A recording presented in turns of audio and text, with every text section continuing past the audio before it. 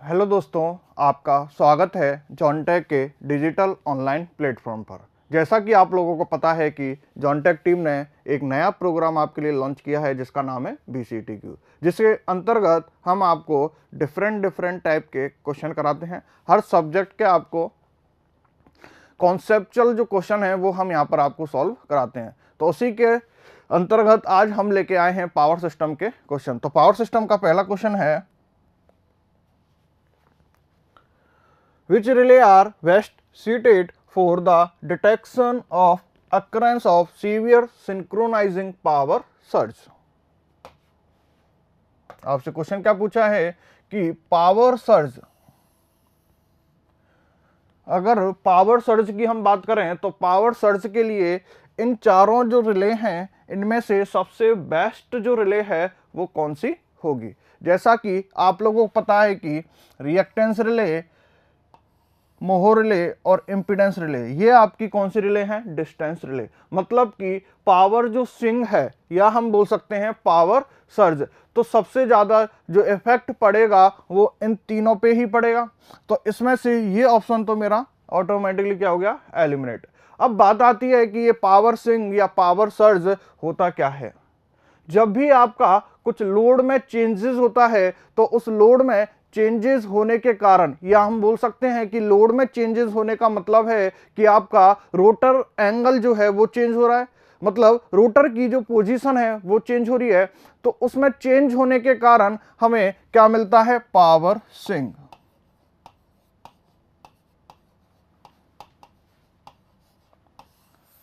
अब power swing को पता लगाने के लिए कि ये कौन सी रिले इससे ज़्यादा अफेक्टेड होती है और कौन सी रिले इससे कम अफेक्टेड होती है, उसके लिए हम अकॉर्डिंग टू एरिया, क्या अकॉर्डिंग टू एरिया, जिसमें जितना ज़्यादा एरिया होगा वो रिले उतना ही ज़्यादा अफेक्ट करेगी और जितना कम एरिया होगा रिले उतनी ही कम अफेक्टेड होगी।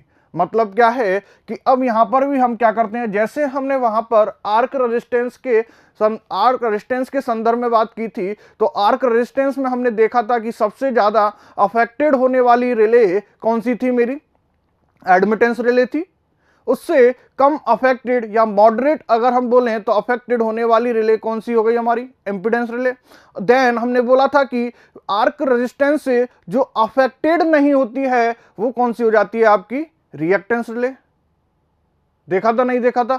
ऐसा ही कुछ इसमें हम देखने वाले हैं कि हम आज भी क्या करेंगे कि रिएक्टेंस रिले, मोह रिले और इंपीडेंस रिले तीनों की हम एक RX कैरेक्टरिस्टिक्स बनाएंगे। तो अब हम देखेंगे उसमें कि एरिया के अकॉर्डिंग हम इनको क्या करेंगे? डिवाइड करेंगे तीनों रिले को। तो अब हम बनाते हैं इनका कैरेक्टरिस्टिक्स।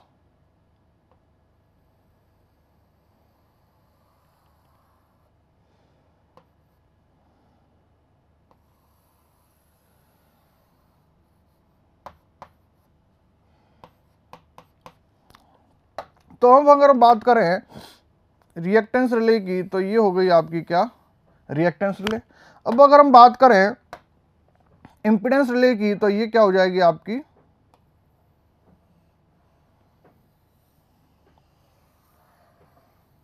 Impedance relay.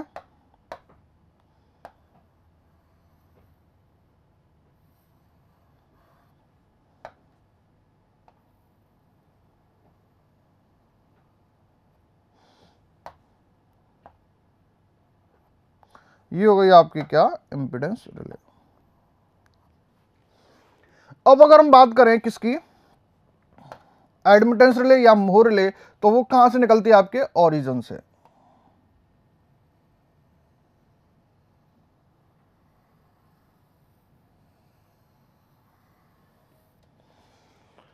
तो इस तरह से ये मेरी कौन सी रिले हो गई? रिएक्टेंस। ये मेरी कौन सी हो गई?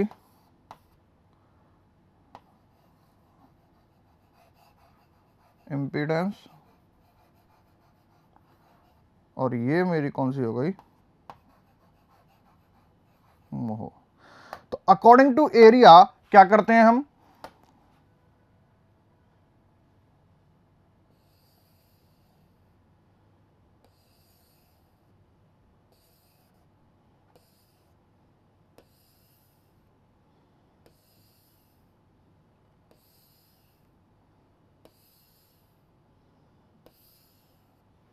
ये क्या है हमारा पावर सिंक, ये क्या कहलाता है हमारा,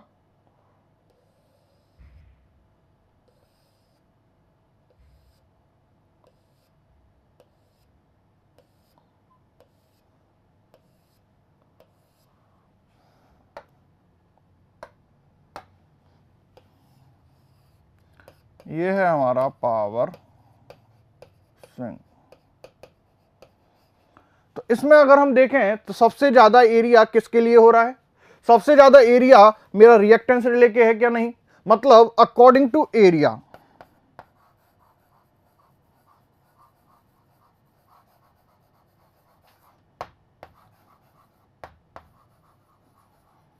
अकॉर्डिंग टू एरिया। तो हमारा रिएक्टेंस रिले, तो अकॉर्डिंग टू एरिया हम क्या बोल सकते हैं, reactance relay is more affected. इसके बाद हम क्या बोल सकते हैं, impedance relay, impedance relay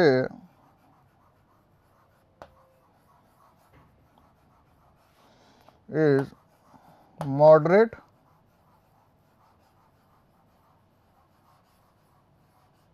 affected,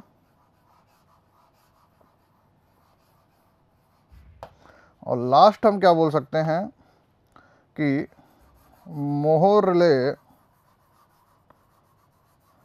least affected. तो अगर हम यहां पर क्वेश्चन देखें तो हमसे क्या बोला है, वेस्ट, क्या बोला है हमसे, वेस्ट सीट सबसे अच्छी जो रिले है, डिटेक्शन अगर हमें करना है पावर सिंक का, तो उसके लिए सबसे बेस्ट रिले कौन सी होगी। तो हमारा जो सबसे कम अफेक्ट हो रही है रिले वो कौन सी हो रही है हमारी, मोह रिले। मतलब यहां पर आपका आंसर क्या आ जाएगा, मोह रिले। तो जो मोह रिले है वो आपकी सबसे कम अफेक्टेड होती है, इसलिए हम बोल सकते हैं कि सबसे बेस्ट जो आपका मेथड है पावर सिंक के लिए डिटेक्ट करने के लिए वो कौन सा रिले हो गया हमारा, मोह रिले। यही हमने कुछ आर्क रेजिस्टेंस में पढ़ा था। आर्क रेजिस्टेंस में हमने देखा था कि सबसे ज्यादा जो अफेक्टेड थी मेरी रिले वो कौन सी थी, एडमिटेंस रिले, और उससे कम मॉडरेट जो अफेक्टेड थी वो आपकी कौन सी थी, इम्पीडेंस रिले, और जो अफेक्टेड नहीं थी बिल्कुल वो कौन सी थी, रिएक्टेंस रिले। तो अगर आर्क रेजिस्टेंस के रेस्पेक्ट में अगर हम बात करते हैं, किसके, आर्क रेजिस्टेंस के रेस्पेक्ट में अगर हम बात करते हैं, तो for arc resistance, for arc resistance reactance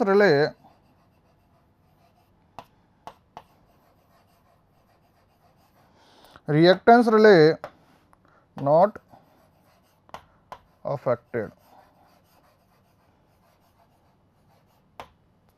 or for power swing detection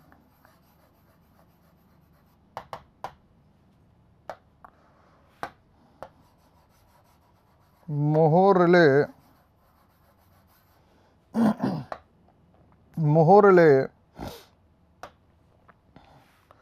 waste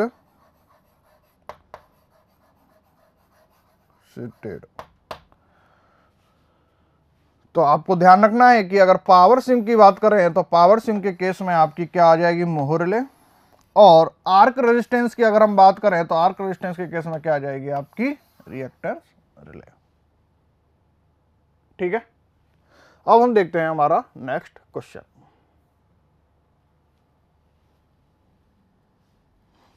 A circuit breaker is rated eight 1450 ampere, 1200 MVA and 33 kV 3 second 3 phase oil circuit breaker. क्या दिया हुआ है यहां पर आपको, एक आपको सर्किट ब्रेकर दिया हुआ है और उसकी कुछ रेटिंग दी हुई है कुछ इस तरह से 1450 मतलब 1450 करंट है और उसकी रेटिंग दी हुई है कितनी 1200 MVA और कितना वोल्टेज पे ऑपरेट हो रहा है वो 33 kV पर और कितने सेकंड में 3 सेकंड में। Find the breaking capacity. बात समझ में आ रही है। यहां पर आपसे पूछा गया है ब्रेकिंग कैपेसिटी। तो जब भी आपको इस तरह से कोई भी क्वेश्चन दिया जाए, आपकी दो तरह की कैपेसिटी होती है सर्किट ब्रेकर की, एक तो मेकिंग कैपेसिटी और एक ब्रेकिंग कैपेसिटी।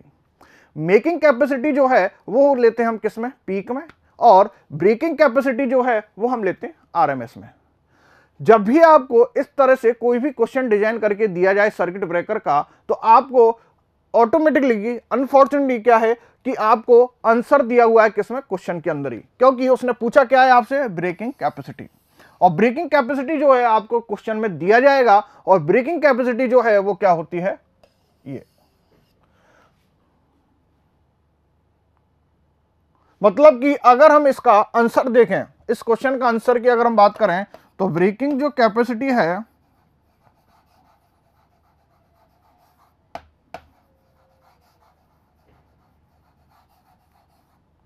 ब्रेकिंग कैपेसिटी वो कितनी हो गई,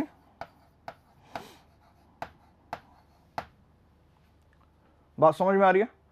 अनफॉर्चुनेटली आपको क्या दिया गया है, 1200 MVA। दुर्भाग्यवश आपको आंसर जो है वो आपके क्वेश्चन में दिया हुआ है।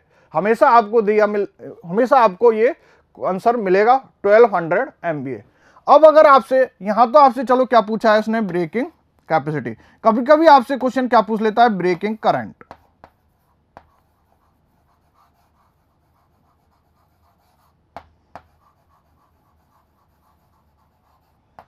क्या पूछ लेता है आपसे, ब्रेकिंग करंट। तो ब्रेकिंग करंट अगर हमें निकालनी है तो हम किस तरह से, जो हमारी ब्रेकिंग कैपेसिटी है कितना है, 10⁶ डिवाइड बाई √3 इंटू कितने वोल्टेज पे ऑपरेट हो रहा है वो 33 kV पर। तो अगर हम इसको सॉल्व करें तो 1200 डिवाइड बाई √3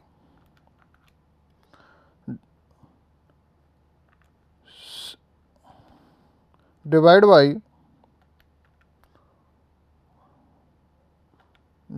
बाई 33, तो ये आ गया आपका 20.99 इंटू 10⁶।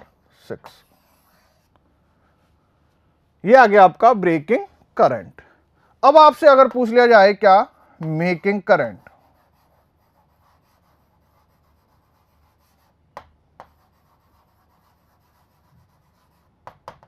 आपसे क्या पूछ लिया जाए, मेकिंग करंट। तो आपको पता है कि जो मेकिंग करंट होता है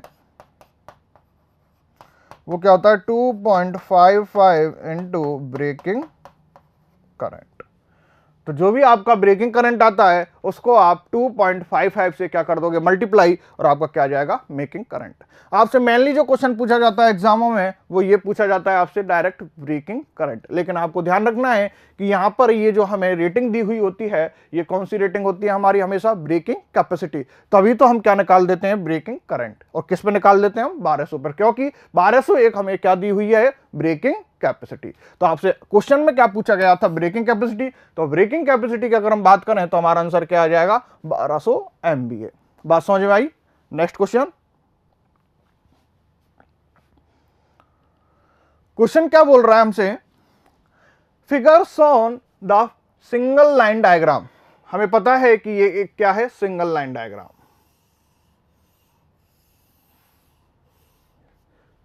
किसी भी ट्रांसमिशन लाइन का क्या है, एक single line diagram of A 3-phase transmission line. The 3-phase short circuit fault will be. हमसे क्या पूछा है कि जो 3-phase शॉर्ट सर्किट फॉल्ट मतलब कौन सा होगा, 3-phase सिमेट्रिकल फॉल्ट होगा, will be more severe at F1। मतलब कि हमसे पूछा है कि जो 3-phase फॉल्ट आ रहा है वो F1 पर ज्यादा बेकार है या F2 पर ज्यादा बेकार है। मतलब मोस्ट सीवियर जो है वो F1 पर होगा या F2 पर होगा या दोनों पर सेम होगा या इनमें से कोई नहीं। तो इसका एक बेसिक कॉन्सेप्ट क्या है?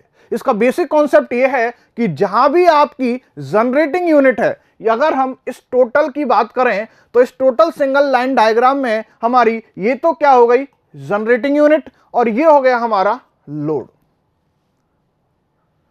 तो जहां पर भी जनरेटिंग यूनिट के पास अगर फॉल्ट आता है तो वो ज्यादा सीवियर होता है देन कि आपका लोड के पास कोई फॉल्ट है, क्योंकि अगर आपकी जनरेटिंग यूनिट ही खराब हो जाती है तो लोड का कोई मतलब नहीं रहेगा।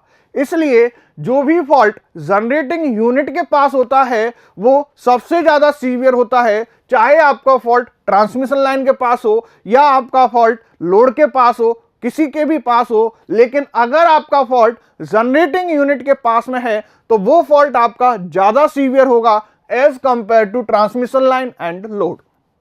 तो अगर हम इन दोनों फॉल्ट की बात करें तो सबसे बेकार, सबसे ज्यादा सीवियर जो फॉल्ट हो गया वो कौन सा हो जाएगा? F1 पर होगा, नहीं होगा? तो मोर सीवियर एट F1। क्यों? क्योंकि यहां पर हमारी क्या है? Generating unit. क्योंकि अगर जनरेटर ही मेरा खराब हो गया तो क्या मैं कोई सप्लाई दे पाऊंगा?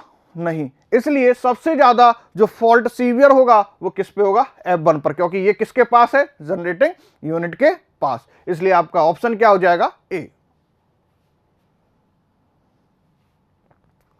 On which of the following routine test, आपसे क्या पूछा गया है कि एक रूटीन टेस्ट होता है, दो टेस्ट होते हैं आपके, एक तो routine test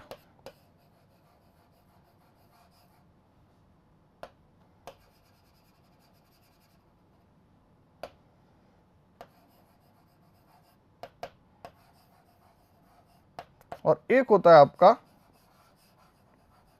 type taste. Routine test जो है वो सारे सर्किट ब्रेकरों के लिए एप्लीकेबल है, ठीक है, जबकि टाइप टेस्ट जो है वो हर सर्किट ब्रेकर के लिए एप्लीकेबल नहीं है, ठीक है। तो रूटीन टेस्ट की अगर हम बात करें तो रूटीन टेस्ट जो है ऑयल सर्किट ब्रेकर के लिए भी होगा, आयर ब्लास्ट के लिए भी, मिनिमम ऑयल के लिए भी, ऑल ऑफ द अबव। तो आपका ऑप्शन क्या हो जाएगा? All of the above. The operating voltage of extra high tension cable is up to. तो अगर हम केबल की बात करें तो हमारी अगर 11 केवी की अगर कोई केबल है तो उसके लिए हम क्या यूज करते हैं? कौन सी? वेल्टेड टाइप।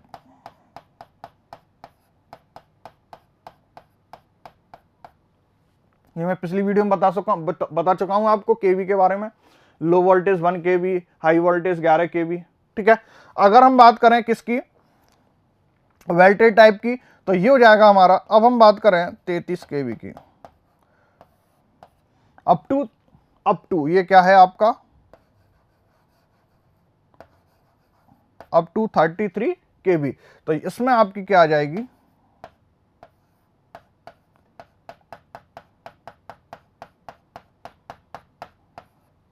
और अगर हम बात करें बिटवीन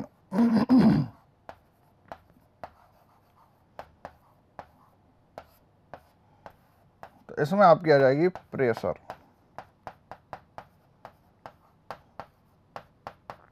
ये क्या है सब? आपकी केबल।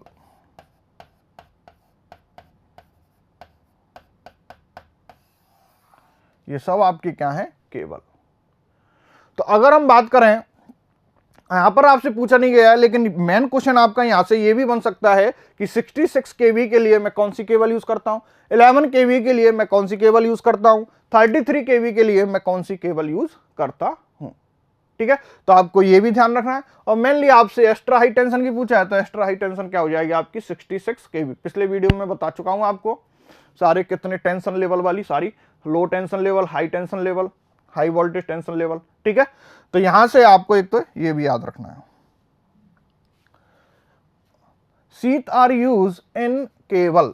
आपसे क्या पूछा गया है कि जो आपकी केबल है उसमें जो हम शीथ यूज करते हैं, जो लेड की बनी होती है, उसका यूज हम क्यों करते हैं? तो अगर हम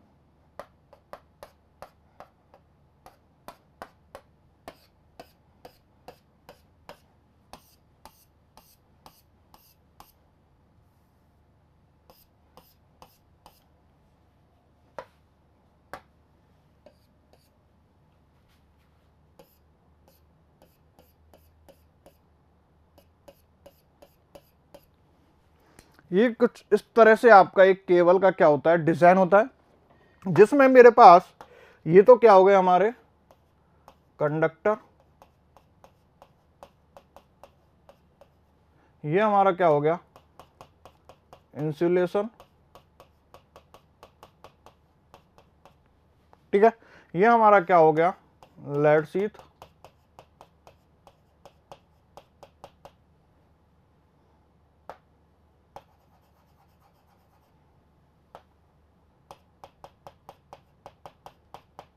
ये हमारा क्या हो गया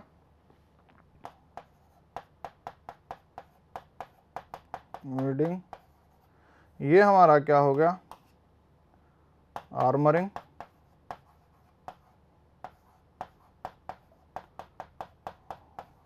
और ये हमारा क्या हो गया surviving.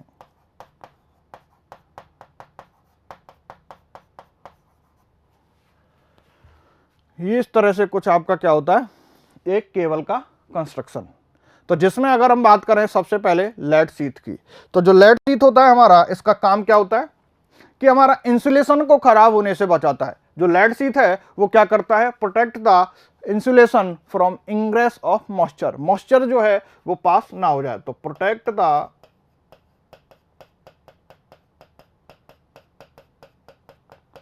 Insulation, protect the insulation from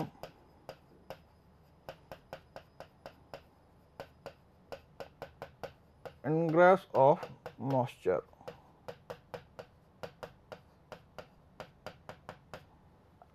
अगर हम बात करें बेडिंग की, तो जो बेडिंग है इसका क्या काम होता है, ये लेड शीथ को बचाती है।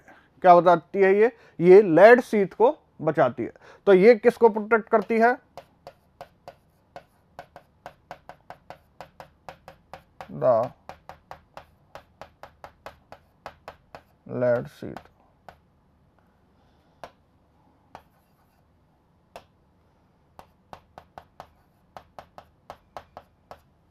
Protect the lead sheath.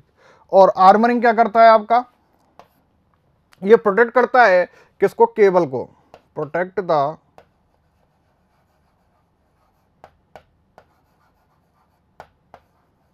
Cable from mechanical injury. तो अगर हम बात करें टोटल इसकी, तो provide the paper insulation, provide the mechanical strength.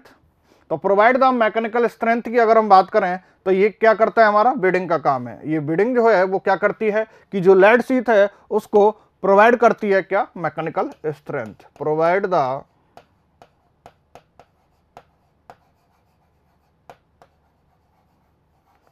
Mechanical strength. तो यहां पर ये भी ऑप्शन एलिमिनेट, तो प्रिवेंट इनग्रेस ऑफ मॉइस्चर। तो हमारा शीथ का काम क्या हो गया, protect the insulation from ingress of moisture. Bedding का क्या काम है, protect the lead sheath, provide the mechanical strength या कोरोजन।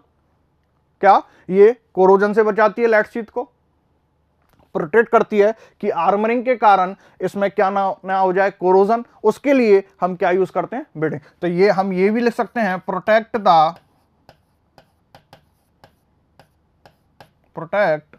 फ्रॉम कोरोजन, ये भी हम बोल सकते हैं, ठीक है। तो यहां से हमारा ऑप्शन क्या आ जाएगा, prevent ingress of moisture. A power plant which is most efficient but has a high initial cost. तो आपको पता है कि सबसे ज्यादा ये जो अपने प्लांट हैं इनमें सबसे ज्यादा जो कॉस्ट है वो किसकी होगी, न्यूक्लियर की होगी क्या, नहीं, डीजल, स्टीम, नहीं, इनिशियल कॉस्ट किसकी होगी, हाइड्रो की, क्योंकि इसके लिए मुझे क्या बनाना पड़ेगा, डैम बनाना पड़ेगा, ठीक है, वहां वर्कर काम करेंगे। तो सबसे ज्यादा जो कॉस्ट है वो क्या हो जाएगी, हाइड्रो इलेक्ट्रिक पावर प्लांट की, जो कि इनिशियल कॉस्ट होगी। इनिशियल का मतलब है कि मुझे शुरुआत में इस प्लांट को बनाने के लिए क्या क्या चाहिए, ठीक है। तो मुझे सबसे पहले तो डैम बनाना पड़ेगा, इसलिए हम बोलते हैं कि ओवरऑल जो पावर प्लांट है उसमें सबसे ज्यादा इनिशियल जो कॉस्ट है वो हाइड्रो की होती है। लेकिन ऑपरेटिंग जो कॉस्ट की हम बात करते हैं तो ऑपरेटिंग कॉस्ट सबसे लो होती है मेरी हाइड्रो की, क्योंकि वहां हमें किसकी जरूरत नहीं होती। जैसे इनमें हमें जरूरत होती है कोल की, फ्यूल की, ठीक है। यहां हमें फ्यूल की जरूरत नहीं है, कोल की जरूरत नहीं है, यहां हमें क्या चाहिए, ओनली पानी। क्या चाहिए, पानी, ठीक है।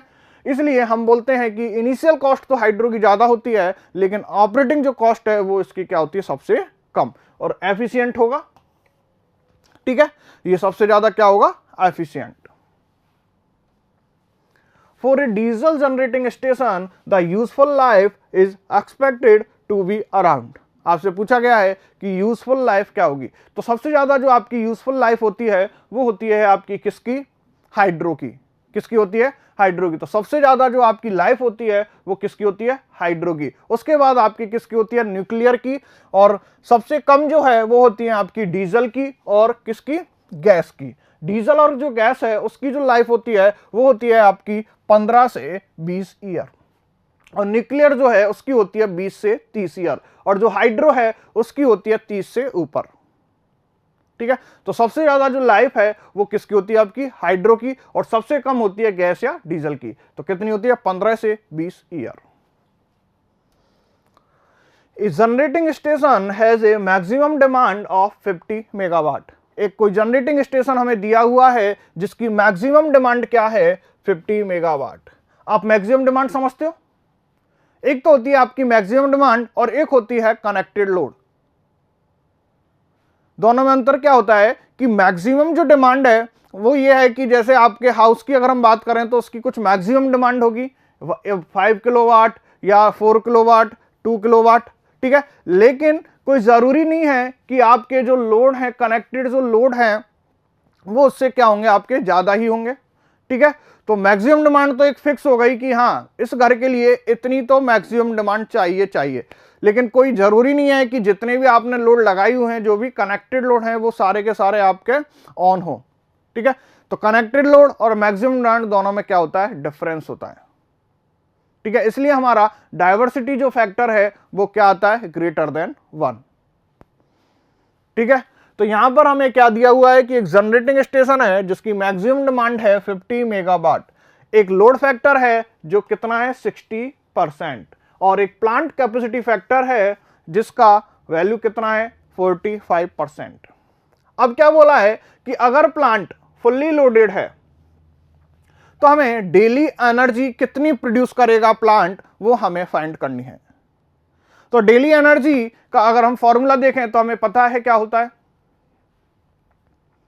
क्या होता है।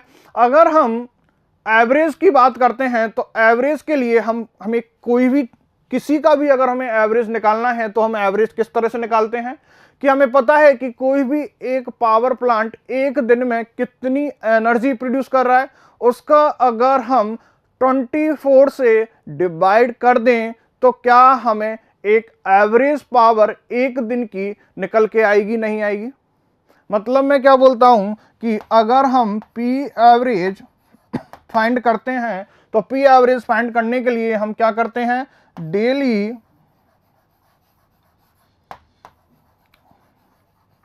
Energy produce,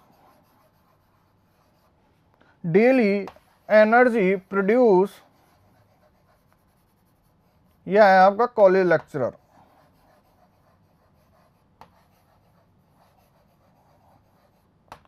daily energy produce divide by क्या है 24, daily energy produce divide by 24। तो यहां से डेली एनर्जी प्रोड्यूस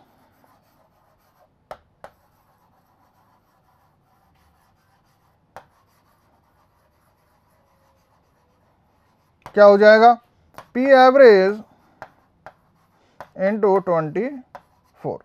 मतलब अगर मुझे पी एवरेज फाइंड हो जाता है तो क्या मैं डेली एनर्जी प्रोड्यूस फाइंड कर सकता हूं, बिल्कुल। तो पी एवरेज को फाइंड करने के लिए मुझे कुछ डाटा दिए हुए हैं क्वेश्चन में। क्या दिया हुआ है, प्लांट लोड फैक्टर मुझे दिया हुआ है, और प्लांट लोड फैक्टर की अगर हम बात करें तो वो क्या होता है, P average upon P max. तो यहां से अगर मैं पी एवरेज तो plant load factor into P max, तो यहां से प्लांट लोड फैक्टर कितना दिया हुआ है, 60%। 60% प्लांट लोड फैक्टर दिया हुआ है, इनटू पी मैक्स कितना है, पी मैक्स है मेरा 50 मेगावाट। ये कितना हो गया मेरा 30, कितना हो जाएगा 30, आएगा नहीं आएगा, 2 जीरो से 2 जीरो कट गई और 5 6 जा 30। तो यहां से पी एवरेज मेरा क्या आ गया 30। तो अगर मैं 30 को किससे मल्टीप्लाई कर दूं, 24 से, तो यहां से क्या हो जाएगा 30 इंटू 24, तो कितना आ जाएगा, 3 4 जा 12, 3 2 जा 6 7 720। मतलब आपका जो प्लांट है वो एक दिन में कितनी एनर्जी प्रोड्यूस कर सकता है, 720 मेगावाट। तो बात समझ में आई किस तरह से हम डेली एनर्जी प्रोड्यूस निकाल सकते हैं। ठीक है, next question, the skin effect. आपको अच्छे से पता है स्किन इफेक्ट होता क्या है। स्किन इफेक्ट होता है एक्यूमुलेशन ऑफ करंट। किस केस में, एसी के केस में। होता क्या है कि आपके एसी के केस में कोर के अंदर करंट ना फ्लो होकर वो किस पे फ्लो होती है, कंडक्टर के सरफेस पर। ये स्किन इफेक्ट होता है, जिसके कारण उसका इफेक्टिव जो एरिया होता है वो क्या हो जाता है, डिक्रीज। क्या बोला मैंने कि एसी के केस में आपके कोर में करंट फ्लो ना होकर आपके सरफेस जो है, कंडक्टर की सरफेस है, उस पर करंट बहुत ज्यादा फ्लो होती है, जिसके कारण जो मेरा कंडक्टर है उसका इफेक्टिव एरिया क्या हो जाता है, रिड्यूस, और इफेक्टिव रेजिस्टेंस की वैल्यू क्या हो जाती है, इंक्रीज। मतलब स्किन इफेक्ट के केस में आपके इफेक्टिव रेजिस्टेंस की वैल्यू इंक्रीज होती है और आपके इफेक्टिव जो एरिया है, इफेक्टिव एरिया है, वो क्या हो जाता है, डिक्रीज। और ये किस केस में होता है, ओनली एसी के केस में। डीसी के केस में आपका कोई भी स्किन इफेक्ट नहीं होता है। ओनली जो स्किन इफेक्ट है वो किस में होता है, आपका एसी के केस में। जो स्किन इफेक्ट है वो आपका डिपेंड करता है नेचर ऑफ मटेरियल, आपने किस तरह का मटेरियल लिया है, आपने कंडक्टर का कौन सा आकृति, आपने कंडक्टर की कौन सी आकृति ली है, मतलब कि शेप ऑफ द कंडक्टर, आकृति। तो डिपेंड करता है नेचर ऑफ मटेरियल पर। ठीक है, डिपेंड करेगा size of the wire, wire का क्या साइज लिया है आपने, डिपेंड करेगा सप्लाई फ्रीक्वेंसी, और क्या कर सकता है, depend on permeability, depend on shape of the conductor,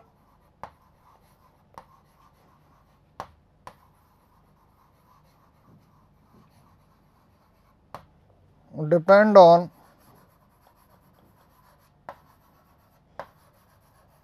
diameter of conductor। ठीक है, depend on size of the wire, depend on supply frequency, depend on nature of material. तो किस पे डिपेंड नहीं करता, एम्बिएंट टेम्परेचर पर। तो आपका ऑप्शन क्या हो जाएगा यहां पर, डी। तो आपका जो ऑप्शन है वो क्या आ जाएगा यहां पर, डी। तो एम्बिएंट जो टेम्परेचर है उस पे आपका स्किन इफेक्ट डिपेंड नहीं करता है। और ये डिपेंड और किस पे करता है, परमेबिलिटी पर, शेप ऑफ द कंडक्टर और डायमीटर ऑफ द कंडक्टर या साइज ऑफ द कंडक्टर, जैसे यहां पे बोल रखा है size of the wire. The model used for transmission line in load flow studies।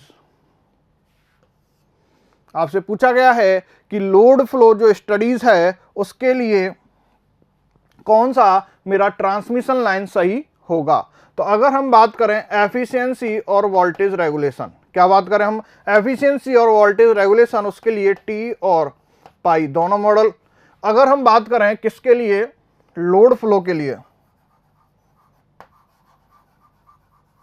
तो उसके लिए आपका होता है पाई। और अगर हम बात करें शॉर्ट सर्किट एनालिसिस के लिए, short circuit analysis, short circuit जो एनालिसिस है उसके लिए होता है टी।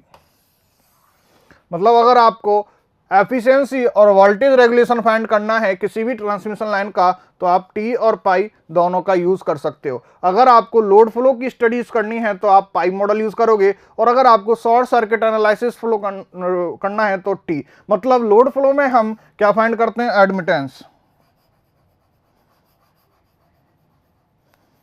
और शॉर्ट में हम क्या फाइंड करेंगे, इम्पीडेंस। ठीक है, तो यहां से आपका क्वेश्चन बनता है, तो यहां से आपसे पूछा लोड फ्लो स्टडीज के लिए, तो लोड फ्लो स्टडीज के लिए हम क्या यूज करते हैं, पाई मॉडल। क्या यूज करते हैं हम, पाई मॉडल। इन ए short line maximum power transfer, आपसे क्या पूछा गया है कि एक मैक्सिमम पावर ट्रांसफर हो रही है व्हेन डेल इज, हमसे पूछा गया है कि जो हमारा पावर एंगल है डेल, वो theta is the impedance of the angle और डेल है हमारा पावर एंगल। तो इन दोनों में क्या रिलेशन होगा जब मुझे मैक्सिमम पावर की आवश्यकता है। तो मैक्सिमम पावर के लिए पहले हमें पावर का फॉर्मूला पता होना चाहिए। P इज इक्वल टू क्या होता है, VS VR, P is equal to VS VR divide by V cos of theta minus del minus A upon V, A upon V VR square cos of theta minus alpha. और अगर हम reactive power की बात करें QR, वो क्या हो जाएगा, VS VR divide by V sine of theta minus del minus A upon V VR square sine of theta minus alpha. अब यहां से हमें क्या चाहिए, मैक्सिमम पावर। अब हमें मैक्सिमम पावर अगर फाइंड करनी है तो आपने पढ़ा होगा कि मैक्सिमम पावर, जब भी हमें कोई भी चीज मैक्सिमम फाइंड करनी है तो हम क्या करते हैं, डिफरेंशिएशन। अब बात आती है कि हम डिफरेंशिएशन पावर का किसके रेस्पेक्ट में करें। तो आपको पता है कि मेरी जो पावर है उसका भी एक पूरा एनालिसिस होता है कि मेरी पावर जो है वो लोड एंगल पे डिपेंड करती है और मेरी रिएक्टिव पावर वोल्टेज पे डिपेंड करती है। तो अगर मैं पावर की बात करूं, एक्टिव पावर की, तो एक्टिव पावर का जो डिफरेंशिएशन होगा वो किसके रेस्पेक्ट में होगा, डेल के रेस्पेक्ट में। और अगर रिएक्टिव पावर की बात करूं तो रिएक्टिव पावर का अगर डिफरेंशिएशन होगा तो वो किसके रेस्पेक्ट में होगा, वी के रेस्पेक्ट में। लेकिन अभी हमें क्या चाहिए, मैक्सिमम पावर ट्रांसफर चाहिए। तो मैक्सिमम पावर ट्रांसफर के लिए मैं क्या करता हूं, dP upon d del is equal to 0। तो dP अपॉन डी डेल की अगर मैं बात करूं तो क्या ये टर्म मेरी क्या आएगी, 0 आएगी, नहीं आएगी। क्या यहां पर कोई भी डेल की टर्म प्रेजेंट है, मतलब ये क्या हो जाएगी मेरी 0। मतलब यहां से अगर मैं dP अपॉन डी डेल करता हूं तो क्या हो जाएगा हमारे पास, VS VR divide by V, क्या हो जाएगा, VS VR divide by V sine of theta minus del is equal to 0 होगा, नहीं होगा। यहां से और मैं क्या लिख सकता हूं, sine of theta minus del is equal to 0। और क्या हो सकता है मेरा, theta minus del is equal to 0 और theta is equal to del. तो बात समझ में आई बच्चों कि अगर मेरा लोड एंगल थीटा के इक्वल हो जाता है तो मुझे मैक्सिमम पावर फाइंड हो जाएगी। बात क्या बोला मैंने कि यहां पर आपसे क्या पूछा गया था, रिलेशन पूछा गया था डेल और थीटा के बीच में। तो जब मेरी पावर मैक्सिमम है, अब आप यहां पे देखना कि जब मेरी पावर मैक्सिमम है किस पर, del is equal to theta पर, तो उस टाइम मेरी रिएक्टिव पावर पर क्या इफेक्ट पड़ेगा। मैं क्या बोल रहा हूं कि जब आपकी पावर मैक्सिमम है उस टाइम आपकी रिएक्टिव पावर पर क्या इफेक्ट पड़ेगा। तो theta is equal to del अगर मैं इसमें पुट करता हूं तो ये क्या हो जाएगा साइन जीरो, और ये साइन जीरो अगर हो गया तो ओवरऑल ये जो वैल्यू है वो क्या हो जाएगी, जीरो होगी, नहीं होगी। तो P R maximum then Q R is equal to, कब है ये, del is equal to theta पर। तो क्यू आर क्या हो जाएगा मेरा, ये वैल्यू क्या हो जाएगी मेरी, जीरो होगी, नहीं होगी, क्योंकि theta is equal to del. तो यहां से क्या आ जाएगा, minus of A upon V R square sine of theta minus alpha. ये क्या आ जाएगा, थीटा माइनस अल्फा। मतलब जो रिएक्टिव पावर है वो अब क्या हो रही है, इंजेक्टेड हो रही है किसमें, नेटवर्क में, क्योंकि यहां पर माइनस है क्यू आर। मतलब इसका मतलब ये है कि reactive power injected in the network. जब मेरी मैक्सिमम पावर होती है उस टाइम मेरी रिएक्टिव पावर इंजेक्टेड होती है किसके अंदर, नेटवर्क के अंदर। तो यहां से मैं क्या बोल सकता हूं, हमसे ओनली क्या पूछा गया है कि मैक्सिमम पावर आपको फाइंड होती है वो किस एंगल पे होगी, तो कब होगी, जब theta is equal to del. तो मुझे पावर मैक्सिमम मिल गई theta is equal to del पर।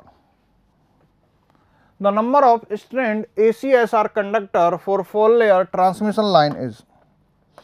तो इसके लिए हमारा फॉर्मूला क्या होता है, n is equal to 3x square minus 3x plus 1। तो ये क्या हो जाएगा हमारा, 4 4 जा 16, तो ये 48 माइनस ये क्या हो जाएगा 12 प्लस 1, तो यहाँ से क्या आ जाएगा 37। तो आपको क्या आ गया 37। पिन टाइप इंसुलेटर, हमसे क्या पूछा है कि जो पिन टाइप इंसुलेटर होता है आपके ट्रांसमिशन लाइन का, वो कहाँ पे यूज करते हो आप। तो यहाँ पे ऑप्शन देखो किस तरह से दी हुए हैं आपको, above 33 kV, below 33 kV, up to 33 kV। तो सस्पेंशन टाइप अगर होता तो सस्पेंशन टाइप के लिए हम बोल सकते थे अबव 33 kV। अगर पिन टाइप की बात करें तो पिन टाइप के लिए जो है अप टू 33 kV। ठीक है, तो जो पिन टाइप इंसुलेटर है उसको हम अप टू 33 kV तक यूज कर सकते हैं। अगर यहां पर सस्पेंशन होता तो सस्पेंशन के लिए क्या जाता, अबव 33 kV। ए 3 फेज 4 वायर सिस्टम, एक हमें 3 फेज 4 वायर सिस्टम दिया गया है।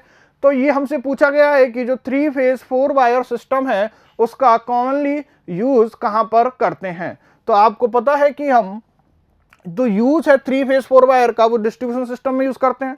अब डिस्ट्रीब्यूशन सिस्टम में अगर यूज करते हैं तो ट्रांसमिशन तो हमारा क्या हो गया, खत्म। अब बात आती है कि प्राइमरी डिस्ट्रीब्यूशन या सेकेंडरी डिस्ट्रीब्यूशन, तो हमें किसमें यूज करते हैं, हमारे घरों में। और घरों में हमारा जो डिस्ट्रीब्यूशन होता है वो क्या होता है, सेकेंडरी डिस्ट्रीब्यूशन, और जो इंडस्ट्री में होता है वो क्या होता है आपका प्राइमरी डिस्ट्रीब्यूशन। तो लेकिन घरों में है क्योंकि हमारा 3 फेज जो 4 वायर है वो क्या होता है, हमारा ट्रांसफार्मर जो है डिस्ट्रीब्यूशन ट्रांसफार्मर होता है, और उसका हमारा जो कनेक्शन होता है वो क्या होता है, डेल्टा टू स्टार कनेक्शन होता है। वहां पर 4 वायर इसलिए लेते हैं क्योंकि हमें क्या मिल जाता है, एक न्यूट्रल पॉइंट। इसलिए आपके घरों में जो मीटर होते हैं वहां पे देखना आप, उसमें लिखा रहता है 3 फेज 4 वायर डिस्ट्रीब्यूशन सिस्टम। और ये कौन सा डिस्ट्रीब्यूशन सिस्टम है, सेकेंडरी डिस्ट्रीब्यूशन सिस्टम। तो इस तरह से आज का हमारा जो VCTU प्रोग्राम है उसके अंतर्गत जो क्वेश्चन थे वो कंप्लीट होते हैं। Thank you all of you.